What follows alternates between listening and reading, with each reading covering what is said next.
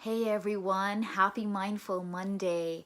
Last week I had posted about how what we believe really matters, and the caption that I put in the top, and I don't know if you guys know this, you could look it up and look at the research behind it, but basically our minds are so powerful that if we put ourselves in a room and we sort of described that the room was really cold, and it was and imagine that we were stuck in a freezer of sorts or something like that, our body would naturally respond in a way as though we were in that freezer freezing, and some people could even die from that. Like, it is that powerful. Our brains are that powerful. So to tag along to that, understanding that what we believe really, really matters, and understanding also that from a survival standpoint, our minds naturally tend to sometimes focus on the threats, on the negative things around us, and the things that could potentially harm us. And so when we recognize that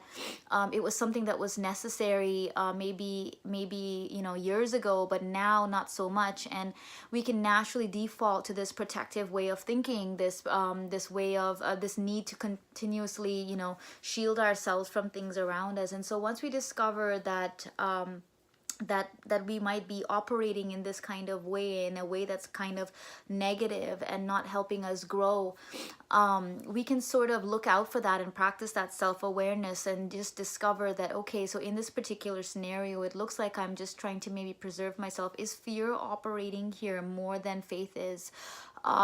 Is fear operating here more than allowing me to believe in myself, in self-esteem, and knowing that I can actually do this? Is it even reasonable for me to even be afraid of this thing in the first place? So there's going to be moments in our lives, and maybe even this Monday morning, where you're feeling kind of down, and maybe our thoughts are thinking that we're afraid of a scenario at work, or we're afraid of what life would be like if maybe we left our current work because we hate it. But I encourage you today to sort of really be aware of what your mind is thinking, and if it is sort of going into that survival mode, and learn to push past it. So sometimes our feelings can be so strong that it affects our entire mood and it affects our entire day. But I'm here to encourage you today that you can push past it. We've talked about some of the techniques before.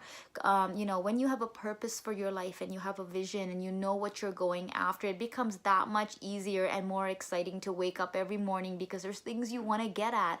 So if you're finding that you're a little bit down, maybe it's time to evaluate that. Maybe it's time to evaluate and do some thankfulness, because it's very easy to get stuck in that negative rut where we just sort of think, I hate this, I hate everything about my life, I'm not happy with where I'm working, and all these things. But to move out of that, I'm afraid of this, I'm afraid to try new things, and move into taking a minute each day to just think about things that you're thankful for. Just within that minute, think about things that you're thankful for, and slowly move that up to doing it to 3 times a day for at least 30 to 45 days. And what you'll be doing is you will be rewiring your brain. You'll be rewiring that natural negative, that the way that the mind is prone to looking at something negatively and being afraid, and all of a sudden moving it over. And you'll find that as your mind shifts and as you start to think more positively and thankfully,